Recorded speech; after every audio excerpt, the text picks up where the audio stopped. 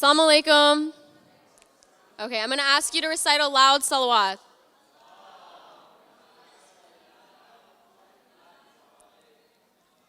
We're going to do another loud salawat.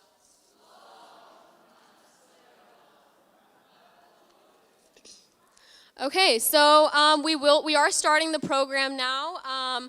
So basically how this is going to go, well, first, my name is Rida. I'm going to be emceeing the program, and if you do want to recite, feel free to come up to me, and then there's also a sign-in sheet at the back. So we have a variety of performances tonight, ranging from spoken word to storytelling to stand-up comedy. So I will be calling you guys up. I'm trying to make sure that everybody who's signed up on the Google Doc is here, so once I get off of stage, if you signed up on the Google Doc, feel free to confirm with me. So we're just going to go ahead and jump right into it. I did get a few of the activities back, so in between each performance, I will be reading out the poems that you guys have written. So the first poem, the topic that was assigned was eyebrows, and the person wrote, "Eyebrows are neat, eyebrows on fleek, give your eyebrows a treat and let them be free. Eyebrows are chic, eyebrows are unique, let them die and say goodbye." And the person has decided to disclose their identity. Mariam and Isra, can we give them a round of applause for their poem about eyebrows? Great. So the first person I'm going to be calling up has actually started a really cool nonprofit that she'll be talking about, and she's going to be telling a story. Her name is Nora Alamiri, so let's just give her a round of applause and call her up. Hi guys. How's everyone tonight? I'm glad I'm like the first performer for like not that big of a crowd yet, so that should be good. Okay, so I'm not a poet, I'm not a spoken word artist. I just talk about my story, and I believe in the power of stories. So yeah, I'm just gonna share with you guys a little bit about myself and why I started this project that I've been trying to expand in my school and hopefully bring to other universities across the United States. So if you could just give it some time, listen to it, and see how you feel. Okay. So I once heard from a speaker that everyone's story has power, that the way to get someone to listen is to tell your story. Your story is an indication of who you are, what you've been through, and how you've grown. So today, I choose to share my story with you guys.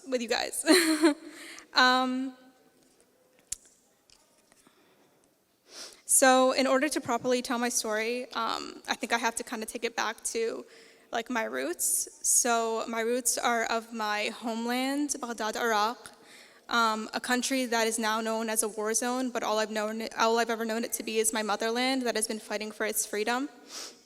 Who I am begins with my father. My father grew up amongst 12 other siblings in Kaldman, Iraq. And during the time of my father's upbringing, the country of Iraq was ruled by a cruel tyrant by the name of Saddam Hussein. And it was during this time that religion became dormant, and for Shia Muslims practicing outwardly was condemned. And so my father's family held a religious status and chose to never cease their faith. My father grew up to follow in his older siblings' footsteps as they practiced social justice during the time of Saddam's reign.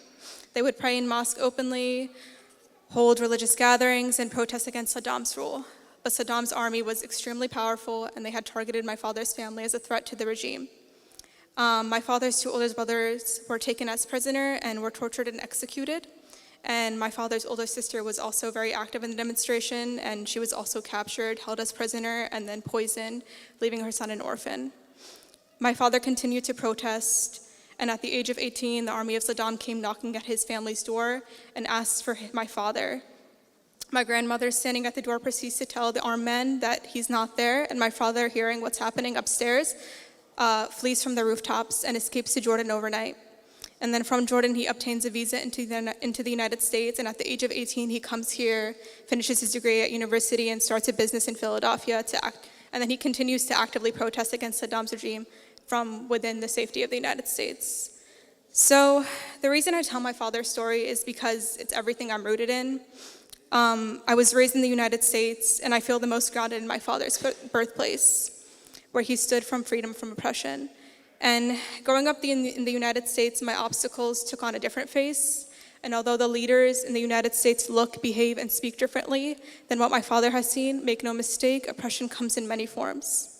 whether one is aware of it or chooses to ignore it with all the distractions and facades that exist here.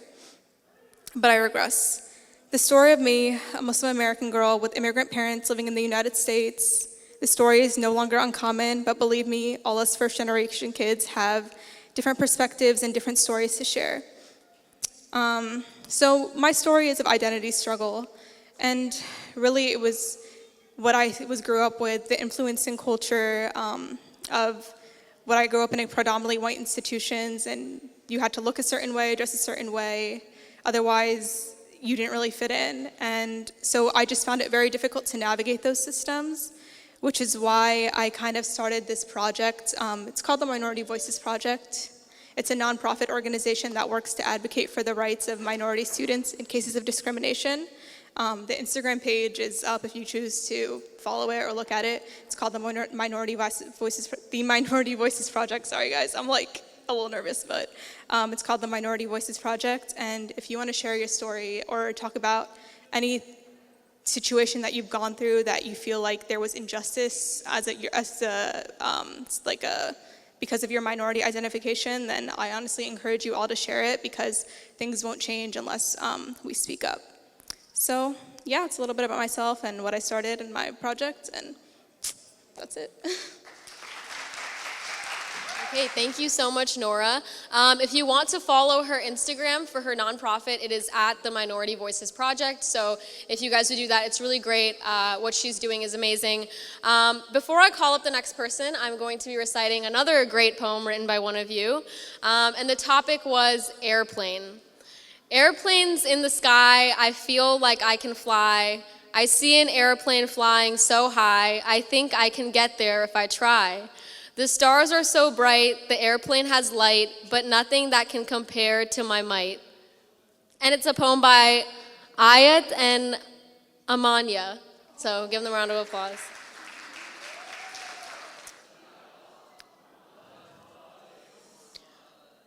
My name is Rida Ali. I didn't know the significance of my last name until recently. It was the name that my mom would speak to me in times of need or danger. It wasn't until later that I knew the significance of the name Ali. Revolutionist and scholar Ali ibn Abu Talib once said, "Saying my name will not be easy in any era, in any century, or in any time." He knew that there were battles to face and mountains to climb. I grew up learning the story of Hussein and feeling his pain, and I wasn't unique to hearing the name of Ali. And they say that our stories should have never been written, and what Shias believe is considered forbidden. We've always hid the rings on our fingers and felt the stares that linger for too long after we pray the wrong way, or for the things that we say. We've always walked the lonely road from Karbala to today, yet we are patient until even patience tires of our patience. The name of Ali has turned villages into nations and minutes into generations. It's turned pebbles into mountains and droplets into fountains. Our people have been executed and oppressed. Our bodies are used to resisting and protest, but I know for a fact that we are nothing less than greatness. No revolution has ever been painless. It is in our blood to use love to battle hatred. Ali ibn Abu Talib once said, "You presume you are a small entity, but within you is the entire universe, and they will try to convince you that being Shia is a curse, but remember that nothing is worse than allowing them to bury you as if you are a small seed." The son of Ali once said, "How can you think of being a slave when God has created you free?" We water ourselves with the names they use against us, reminding ourselves that no oppressor can prevent us from standing with the family that the universe has sent us. So Ali was correct. Our identities are not easy. The world will try to stop us from practicing freely, but our response is gentle. Like the great man named Ali said, we will be like the flower that gives fragrance to even the hand which crushes its petals. Salawat.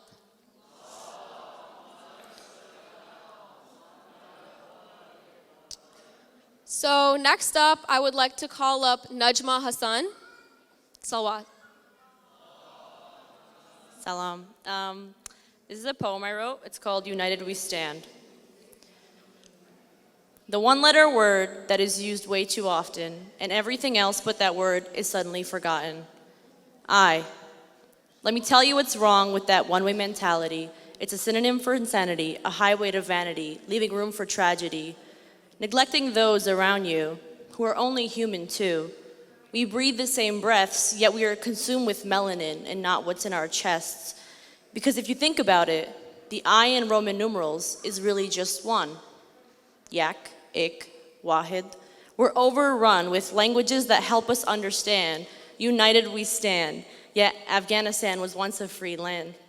Because it's not happening here doesn't mean we shouldn't live in fear of united we stand and divided we fall. United we stand. Yet how can we stand when we can't even lend a hand? A place where we're taught not to see color, checking in demographic boxes as other, when color was the one thing turning our gray institutions into bright Crayola packs, when our news channels were real and actually spoke facts.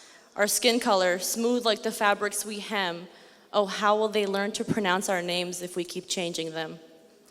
They say don't judge a book by its cover, maybe because we're just different books written by the same author, and we categorize our own people by these labels when why not just create a bigger table?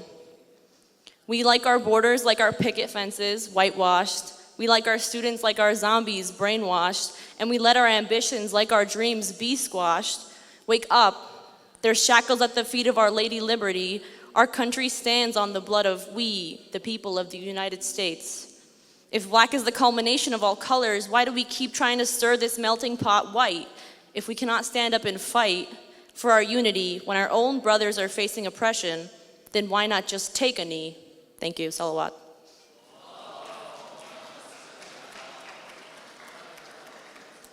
Okay, thank you, Najma. We do have snacks in the back table, cookies and other refreshments, so feel free to go ahead and get them. And I do have one more poem written by someone in the audience, and the topic is birthday. Birthdays are lit, but the presents aren't good one little bit. That's it. Let's have a round of applause, yeah. So I'm actually super excited for this next person because they will be doing stand-up comedy. So let's give a big round of applause to brother Ali Abid.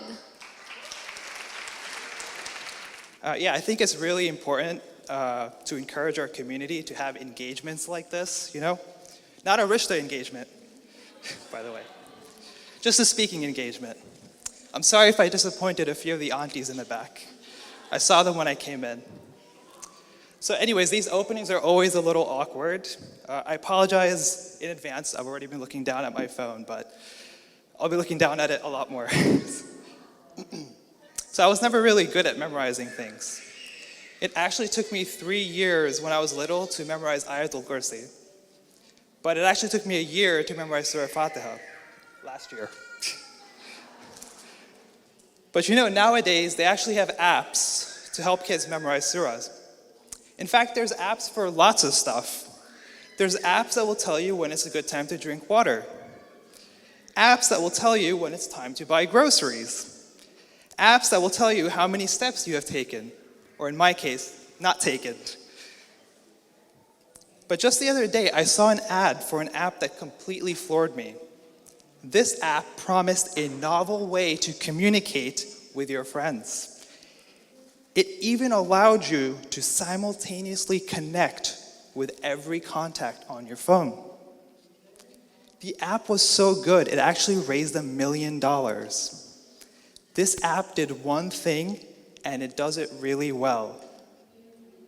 It lets you say to your friends, yo, Y-O. Yes, this app is exactly what it sounds like, and it got $1 million. App makers aren't the only ones making money, though. Everyone knows doctors and engineers are making very good money. But recently, I have seen a lot of discussion about whether teachers make enough money. I last saw that the average teacher makes about $45,000 a year. People argue whether this is, too much or too little. Those who say that it's too little are also the ones who understand how much of a challenge it is to be around kids for 8 hours a day. On the flip side, those that say that teachers get paid too much, they make the argument that teachers get a summer vacation and only work 9 months of the year. Detractors argue that teachers are not spending those vacations having fun on the beach. It's for therapy. I will make the argument that gym teachers are overpaid, though. I hardly think conducting warm-up exercises and officiating basketball games, I lost my place, requires 3 months of recovery. But speaking of basketball, the Raptors actually won their first championship this year in NBA's history. Oh, a lot of fans in the room, okay. They actually brought the title home since basketball was actually invented by a Canadian, even though it was invented played in the United States, invented by a Canadian. But let's all be honest here. We're just happy that a really stacked team lost. It's just so satisfying to see David beat Goliath. The series was almost like a Disney movie, to be honest. And man, is Disney pumping out those movies. It's amazing that all these movies are financial successes, even though they're sometimes absolutely disasters. All it takes is kids telling their mom, "Mom, can we watch The Incredibles again?" It's an old movie, sorry. I'm not even sure how much kids pay attention to these movies. I recently read a study about the attention span of children. In the year 2000, the average attention span of a child was 12 seconds. In 2015, it went down to 8 seconds. Do you know what the attention span of a goldfish is? 9 seconds. Children now actually pay less attention than goldfish. And on that note, and at the risk of losing everyone else's attention here, I take my leave. Thank you. The next person that I'm going to call up is, she'll be doing spoken word, and it's Ikra Faiz. Please recite aloud, Salawat. Today I met a prince. Quite rarely I ever meet a soul with such royalty. I followed him through the mud of Mecca to the sands of Karbala. I watched him battle, keeping his kingdom of 72 away from me.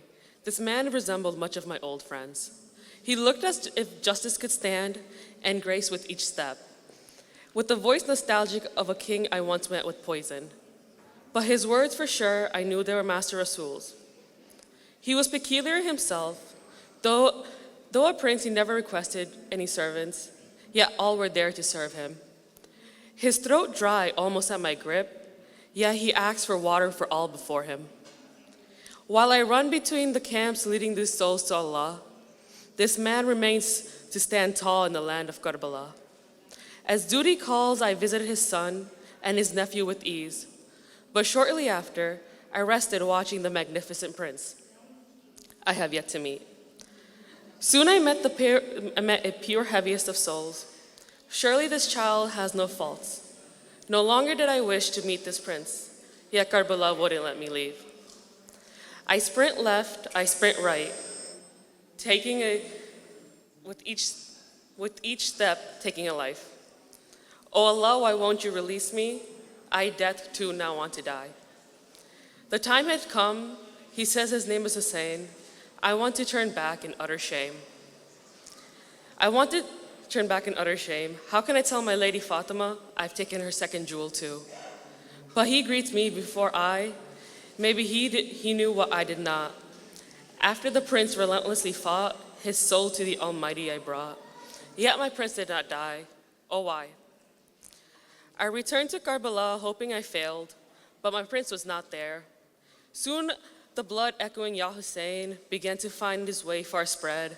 Ya Hussein, soul's red. I heard his name again and again, louder each time. I searched every corner, yet him I could not find. In my search of the lands far and wide, I witnessed hearts chant Ya Hussein. Tears flow, Ya Hussein. Chests beat, Ya Hussein. My prince knew he would not die in vain. He knew that with each chant his kingdom would grow. My prince, you have brought me beggars of the masses. Your kingdom is ready to greet me so long that I lead them to you. Today I met a prince. I met the greatest servant. Today I met Al-Hussein. Salawat. Thank you so much, Ikra. Let's have another loud salawat.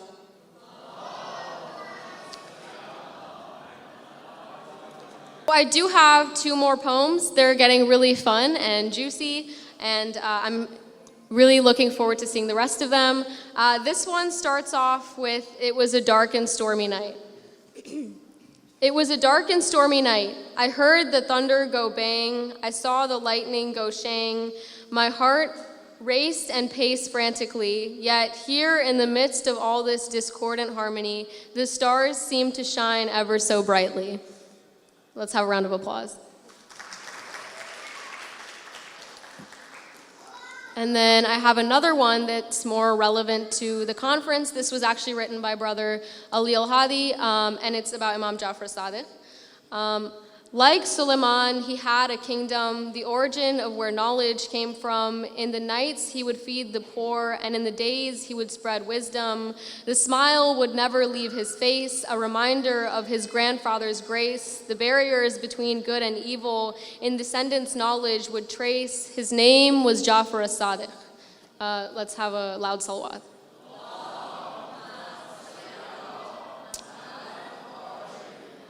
So I have received another poem, one which I relate to quite a lot, and it's called College. I'm scared for college. Wish everyone could notice. Mom tells me Harvard, Massachusetts, Institute of Technology, oh yeah, Princeton too. I don't know what I'm going to do. I don't see a reason to go to college at all. Just useless stuff. Why not be a businessman, a soccer player, or even a gamer?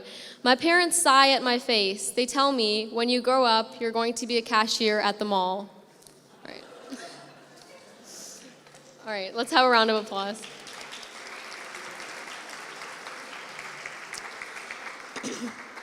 So next, I will be calling up Zarina Akbari to perform a spoken word piece. But before that, I just want everybody to go ahead and quiet down because we're trying to respect the people who are performing. So let's have a loud salawat and welcome her to the stage. Hi, my name is Zarina Akbari, and I'm going to be reading Orphan of the Fertile Crescent. White horse, golden lion, slaughtered like lambs on the blood-red sands, stained by her sacred tears. What do you learn at 4? The entire army drank and teased her for being thirsty. The general showed her water and poured it to the ground. She learned what it meant to break someone's hope. Where's the white horse to carry her away? Where's the golden lion to fight the army? I pretend I can't hear her, can't shed tears for her. In the lands of the crescent moon, no humans are left, I'm told. Only beasts and the creatures they prey upon. She'll become a beast soon enough, they assure me. But I still hear her voice. Her prayers and pleas and love resound through the whole world, a companion for all those lonely hearts. Thank you. Thank you so much. Before I call up the next person, I'm going to read another poem that I received. This one's called Smile.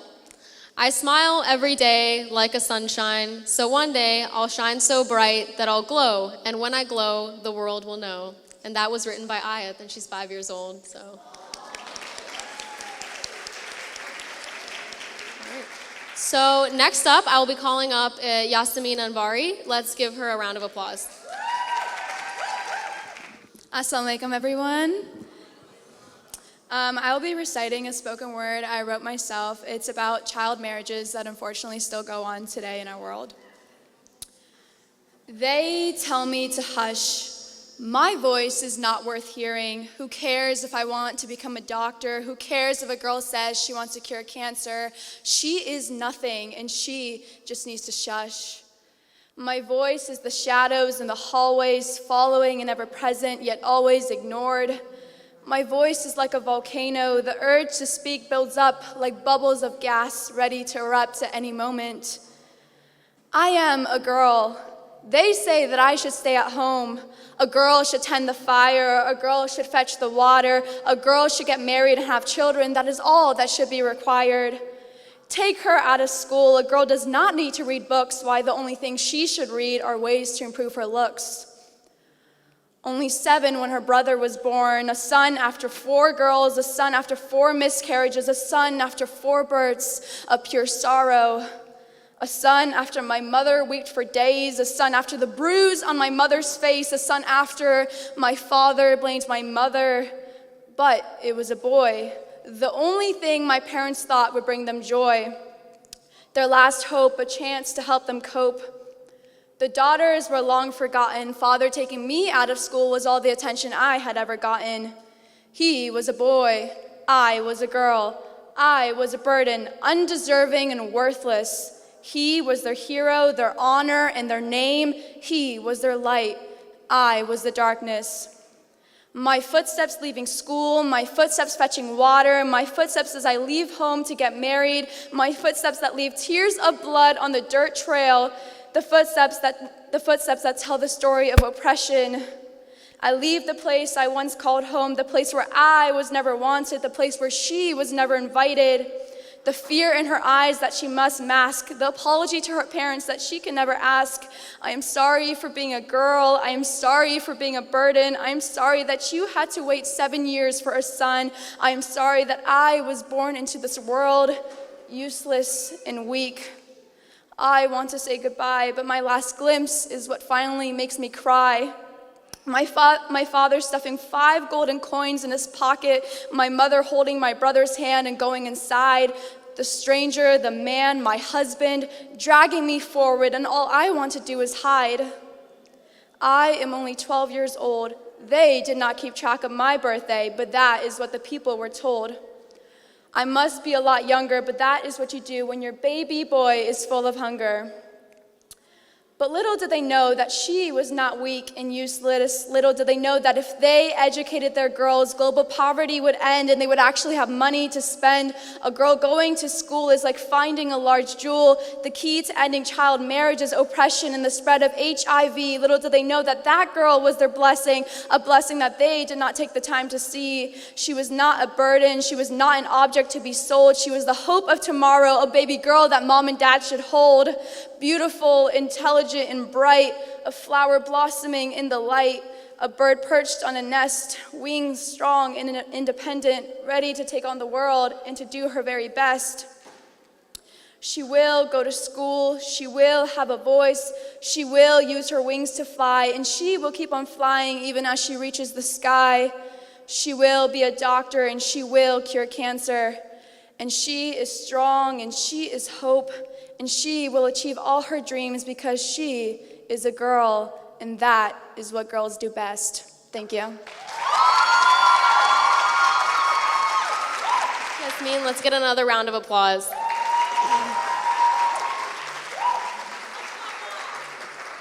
So before I call the next person up, I feel the energy getting a little low in the room. So let's try to find out where everybody's from. Can I get my West Coast folks to make some noise? West Coast, California? No? All right, what about East Coast folks? All right. Do we got any Pennsylvania? Pennsylvania? Okay, any New York?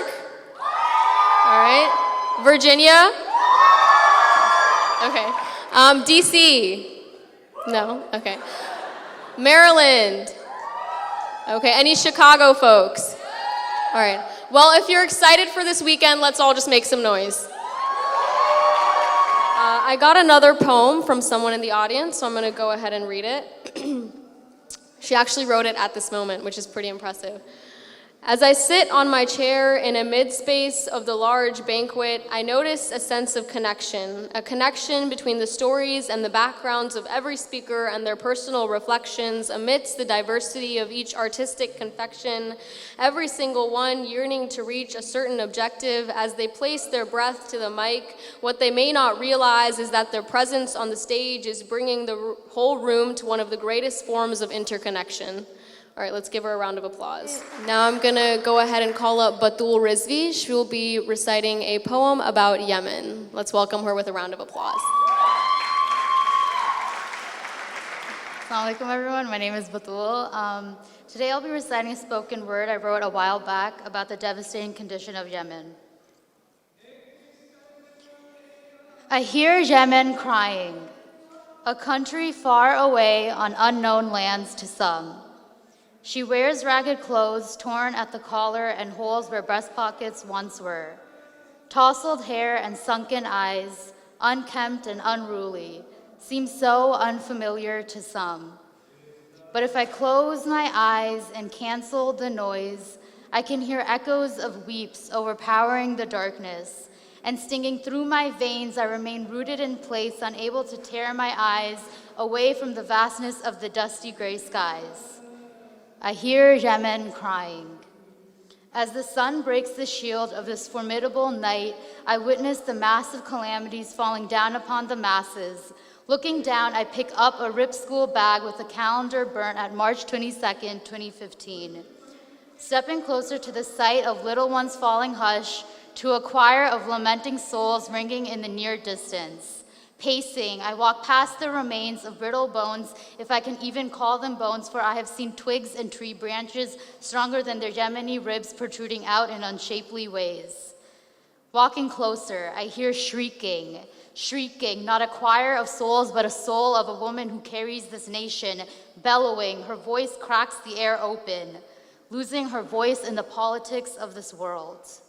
I can't see her, but I can hear her. It's as though she's calling out my name. I can feel her footsteps running left to right, right to left. It's like she's lost a child and wept for hours.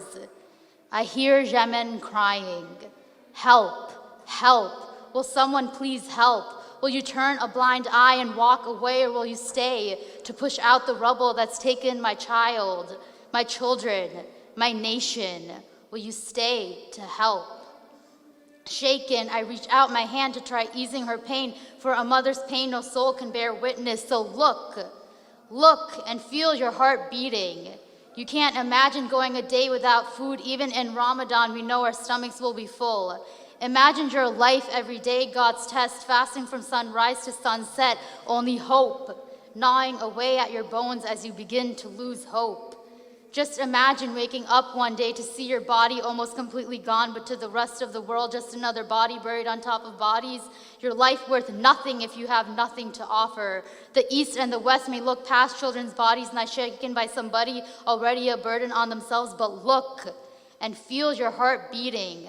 The sacrifices of others keeps our blood pumping, so help me push the rubble that's taken her child, her children, her nation.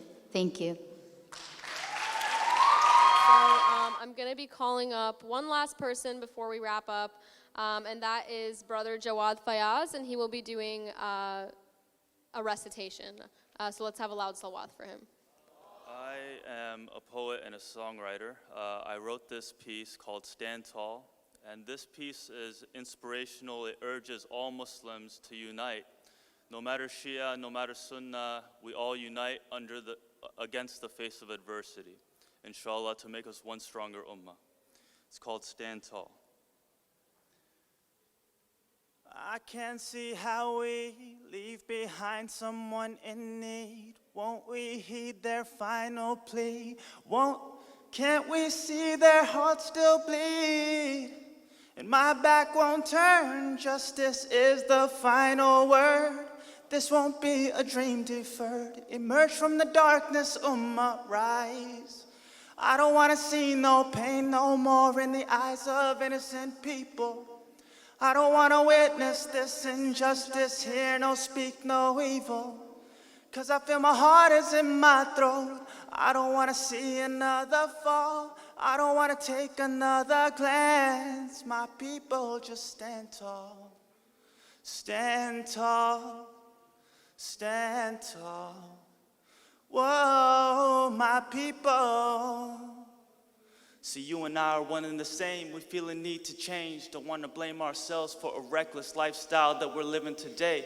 No peace, no treaty, no conversation, no pride, no pity, no peaceful nation. And don't we got a name to protect? Realize this, we got Islam on our backs, representing truth.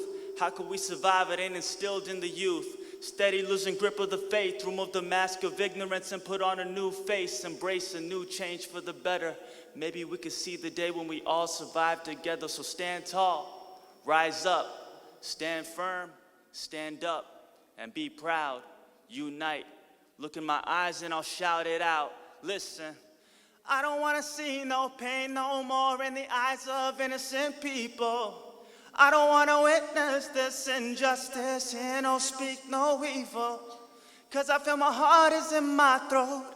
I don't want to see another fall. I don't want to take another glance. My people, just stand tall.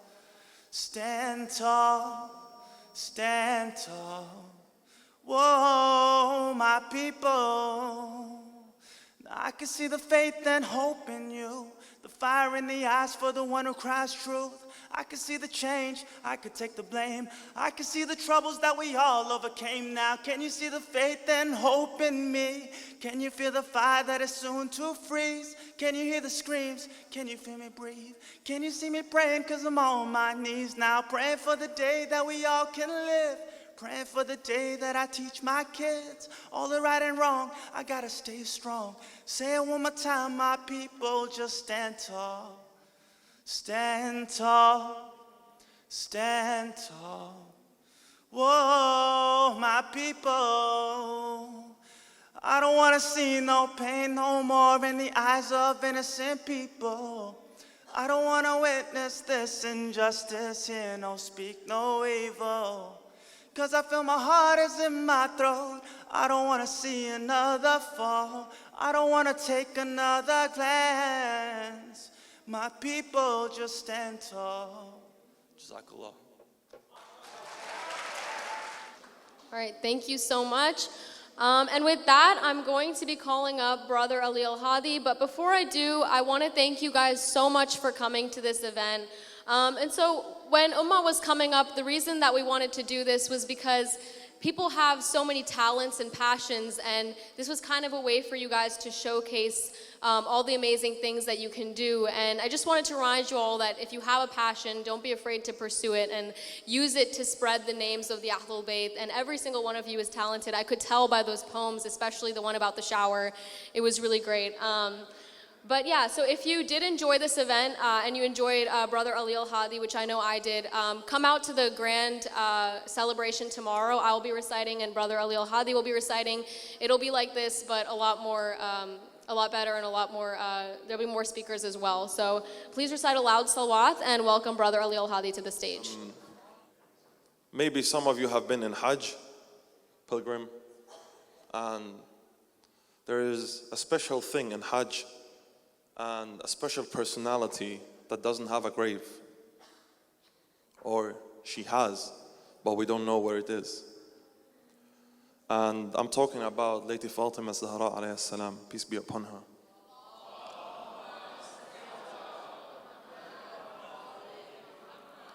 And you know, there is this, feeling of pain in the hearts of the believers when it comes to Sayyidah Fatima Zahra.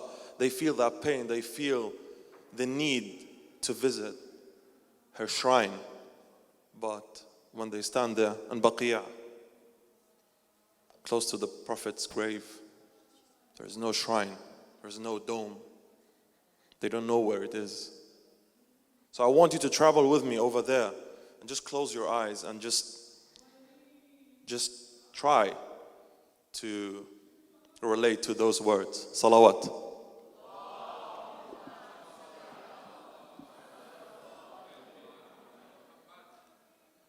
Here I stand to mourn you at your shrine, the hidden door. Here I stand to mourn you at your shrine, the hidden door. Please come lead me, please come give me signs to find my home. Please come lead me, please come give me signs to find my home. She is the daughter of mercy. I am from her and she's from me. And if you love her, you'll see how this love will set you free. She is the daughter of mercy. I am from her and she's from me. And if you love her, you'll see how this love will set you free. فاطمة سر النبي المصطفى هي كوثر، من اسمها لوح الجمال تألفا والأزهر. هي الزهراء لو تدري غدت مجهولة القبر، وإني في مدى عمري يتيم ألطم صدري.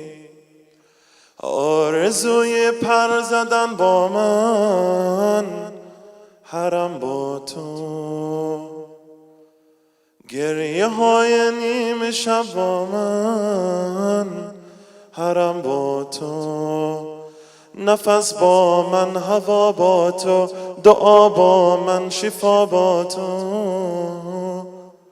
نیاز کربلا با من، برات کربلا با تو. لأرسم معالم الحرمي.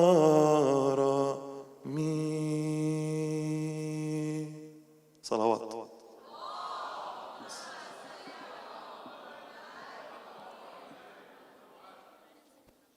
Now we're gonna move a little bit over to something, well, just wait a second. No, it's fine. More happy, and I'm gonna re-recite the first recitation, and I want you to join me. It's 4 times Ya Ali. It's very simple, so I want you to help me. Ya Ali, Ya Ali. Allah, I want this voice, this one voice, this united voice to reach Najaf. Ya Ali, Ya Ali. Ya Ali, Ya Ali. Ya Ali, Ya Ali. Ya Ali, Ya Ali. Ya Ali, Ya Ali. Ya Ali, Ya Ali. Ya Ali, Ya Ali.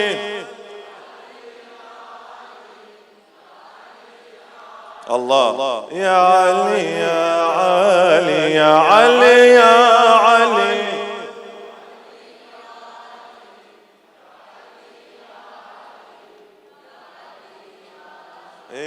Ya Ali, Ya Ali, Ya Ali, Ya Ali, Ya Ali, Ya Ali, Ya Ali, Ya Ali, Ya Ali.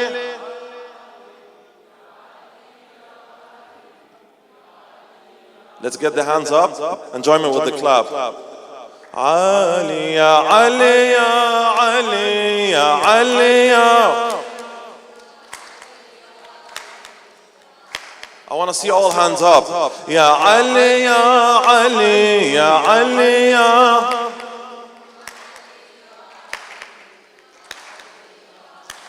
The one who calls upon you will reach eternity. The Prophet said about you, Ali, he is from me. To him you're like Harun, to us you will be soon. You are the only Khalifa after me. Ali, Ya Ali, Ya. MashaAllah. Ya Ali, Ya Ali, Ya Ali, Ya Ali, Ya Ali, Ya.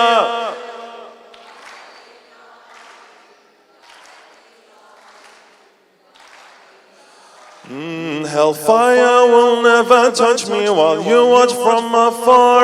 Your love will save me, Sayyidi, and brighten up my star. A hero among men, well known by the jinn.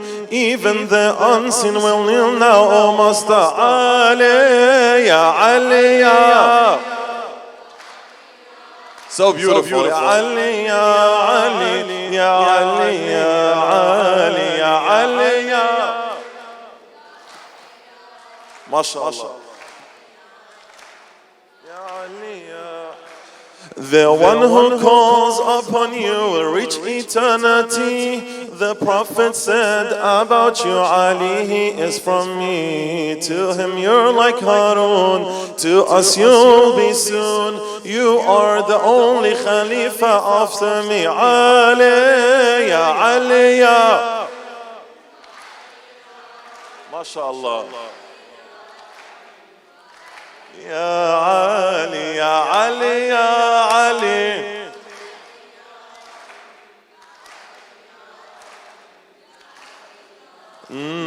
Hellfire will never touch me while you watch from afar. Your love will save me, Sayyidi, and brighten up my star. A hero among men, well known by the jinn. Even the unseen will kneel now, O Master Ali, ya Ali, ya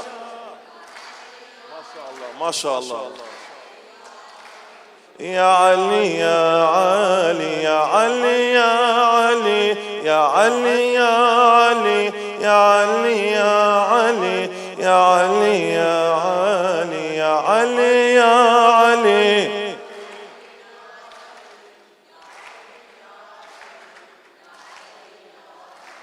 Ya Ali, ya Ali, ya Ali, ya Ali, ya Ali, ya Ali, ya Ali, ya Ali.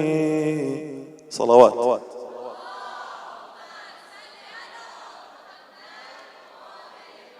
Are we done for tonight? Are you tired, or do you want me to take another one? Thank you, thank you. This one is called The Lord of Love, and that's the name of my album. And with it, I'm trying to tell the whole world that Imam Ali is not only the fighter we know about. You know, he's very, very famous about being, you know, the strong man with the sword, with Dhul Fiqar. But Imam Ali is more than that. He's the Lord of Love. And for that, I wrote this song. I want you all to join me with the clap. I will not tell about the secret. I will for sure make you admit this day will forever exist. My Lord and love is Ali. My Lord and love is Ali. I will not tell about the secret. I will for sure make you admit this day will forever exist. My Lord and love is Ali. My Lord and love is Ali. Mawlai وإمامي أنت غرامي حبي وغرامي. Where's the hands up? Open your eyes and you will see imaginations and fantasy. This day will forever be. The Lord of love is Ali. Let me tell so you can get free. Imaginations and fantasy. Your mind will admit and you'll see. The Lord of love is Ali. The Lord of love is Ali. Mawlai وإمامي أنت غرامي حبي وغرامي حبي وغرامي. صلوات.